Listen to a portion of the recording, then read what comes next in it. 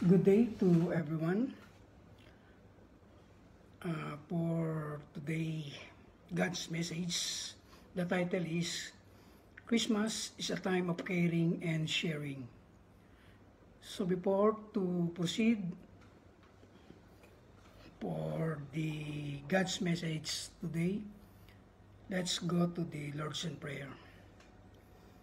Father God, we thank you to this wonderful and great privilege to deliver your message. Lord, before we draw near to study your word, Lord, help us, and we pray, God, give us a wisdom and to deliver your message. Use me as a channel of your blessings. So, Father God, use me as a mouthpiece, and only your name will be lifted in high in the midst of us.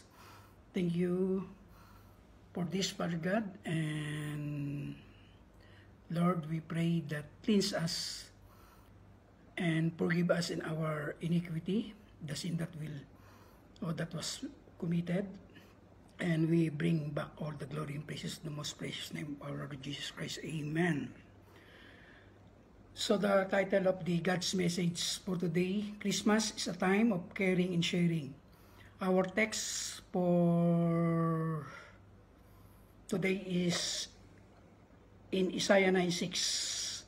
For unto us a child is born, unto us a son is given, and the government shall be upon his shoulder, and his name shall be called Wonderful, Counselor, the Mighty God, and the Everlasting Father, the Prince of Peace.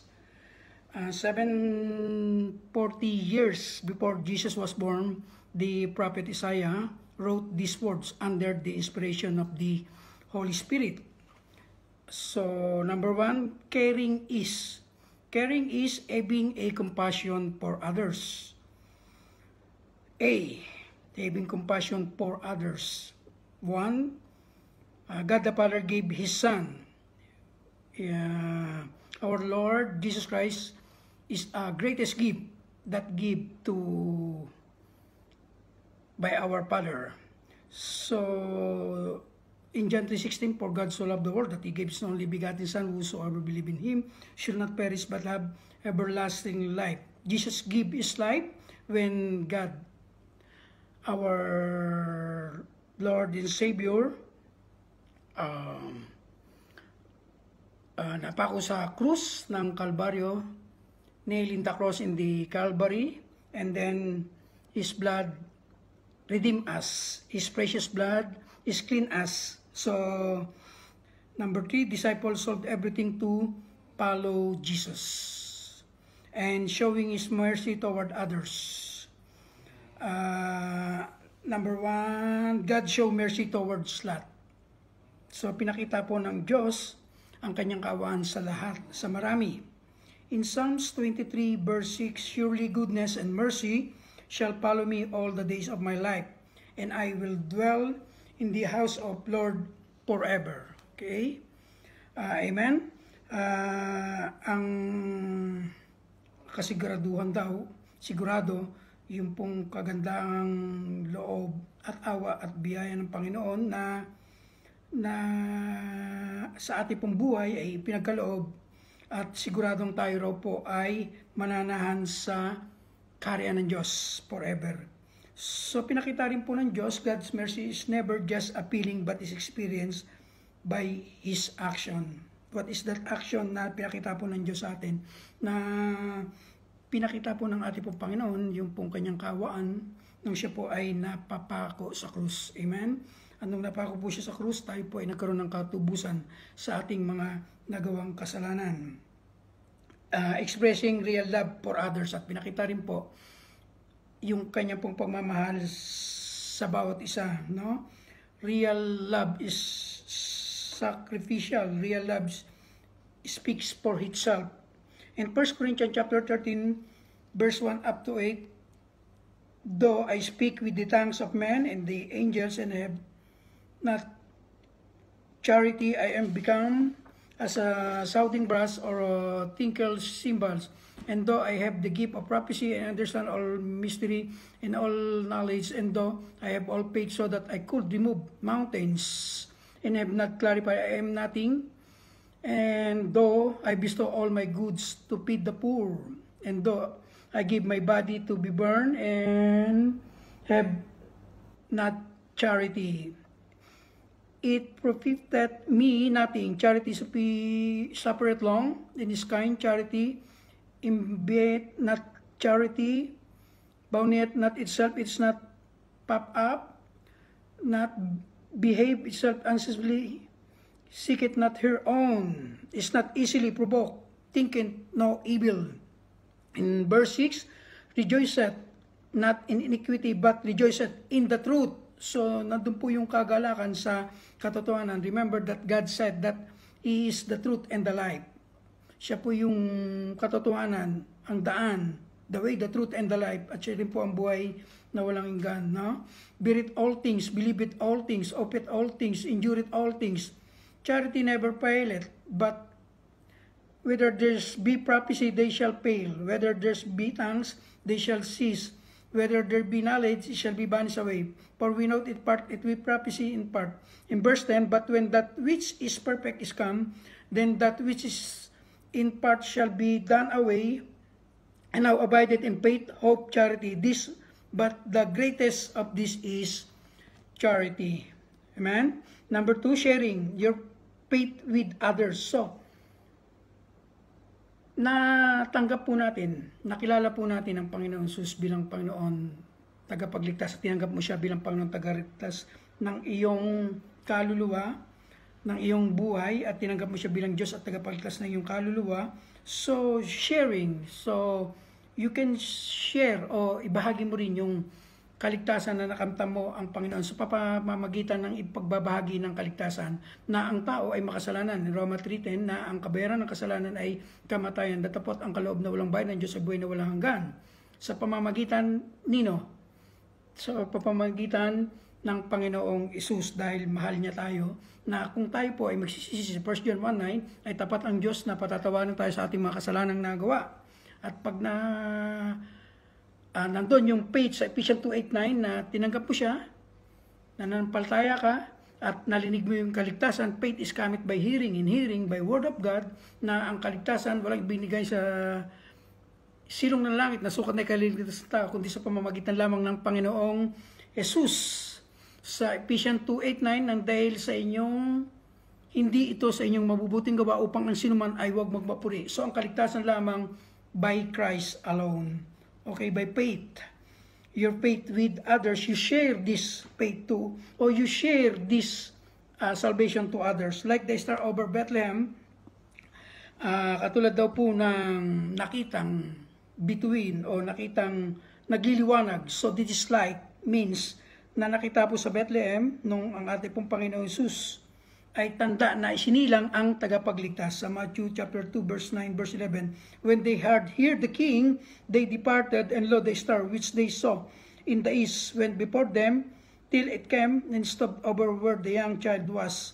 When they saw the star, they rejoiced with exceeding great joy. Number 11 or verse 11, and when they were come into the house, they saw the young child, that is our Lord Jesus Christ, with Mary his mother, and fell down and worshipped him. And when they had opened their treasure, amen, and presented unto him golds, frankincense, and myrrh. So your blessings, letter B, your blessings with others. In Luke 6:38, give, and it shall be given unto you. Good measure, pressed down and shaken together and turning over, shall give into your bosom. For with the same measure that ye were with hath, it shall be measured to you again. So C is giving to others. So share and giving to others. Salvation is, or love is, you need to share to others. Okay? In Acts 20:35, I have shown you all things, how that so laboring how to support the weak, and to remember the words of the Lord Jesus, how He said, it is more blessed to give than to receive. So, pagpapalain daw po ng Panginoon ang nagbibigay o yung kaysa siya ang tumatanggap. Mas mahal ng Diyos ang nagbibigay at may kagalakan na nagmumula sa kanilang mga puso. 3, remember what Christmas is really about. So, ano po ba ang tunay na kahulugan ng Christmas, no? Remember what is Christmas is really about. Celebrate Jesus' birthday. Okay?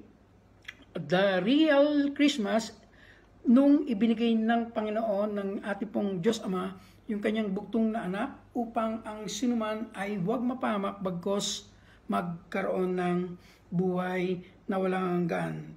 So, share your faith. Faith is coming for hearing and hearing the Word of God. So that's why we share. O kung ano man ang ating nakamtan na dinilig natin ng kaligtasan, na ang tao ay makasalanan at kailangan ng kaligtasan upang ang tao ay huwag mapahamak dun sa lake of fire o dun sa impyerno. Kailangan niya ng tagapagligtas, that is our Lord Jesus Christ. Nung ang ating pong Panginoon Jesus ay napako sa krus at nabuhos ang dugo niyang dun sa krus ng Kalbaryo, nilinis tayo sa ating mga kasalanan na gawa. So, ang ibig sabihin ng repent o tayo po ay dapat na humingi ng tawad, na yung turning 360 degrees na tatalikuran natin ang kasalanan at we focus and our faith or ang paningin po lamang natin ay walang iba kundi sa ating pong Panginoong Isus, the author and the finisher of our faith. Amen? And let bless others. Let bless others. Amen? So nakita po natin doon, number 1, caring is, and number 2 is sharing, and katulad po nung yung tatlong pantas na pumarito sa Panginoon na gusto nila makita ang Panginoon ay kanila po sinier yung kung anong meron sila, na pinesent nila yung kanila pong regalo, gifts, gold, frankincense, and might, and giving to others. Amen. Praise God. Purihin po ang Diyos. At tayo po lahat ay dumako sa panalangin. Lord, thank you for this message that you given to each and every one of us. Lord, help us, our hearts, and give us receptive hearts, O Lord, na kayang ma-absorb at tumanggap ng iyong pong mga salita. Wala po kaming ibang tinataas dito, kundi ang inyo po lamang pangalang Panginoong Isus, ang inyo pong dakilang pangalan, na kayo po ay sinilang at namatay at muling nabuhay. That is a gospel. Yun po ang mabuting balita, na kayo po, Panginoong Isus, ay namatay at nabuhay namang muli pagkaraan ng 3 araw at umakyat sa langit. At sinabi niyo po, Panginoon, about sa po sa amin na going to the whole world and preach the gospel to every creature. Thank you, Holy Spirit, na tunay siya po ang nagturo sa bawat isa. Siya po ang nagbigay ng kaunawaan na madali po namin maunawaan at madali rin po namin i-share yung kaligtasan ng tao ay mapapahamak kung walang Kristo sa puso. Thank you, Holy Spirit, na patuloy na nagtuturo at nagbibigay ng unawa sa bawat isa. At marapat lamang na ibalik po namin ang kaluwalhatian at ang kapurihan sa tanging pangalan lamang ng aming Panginoon at sariling tagapagligtas na walang iba kundi si Kristo Jesus. Amen. Thank you, Jesus. Amen.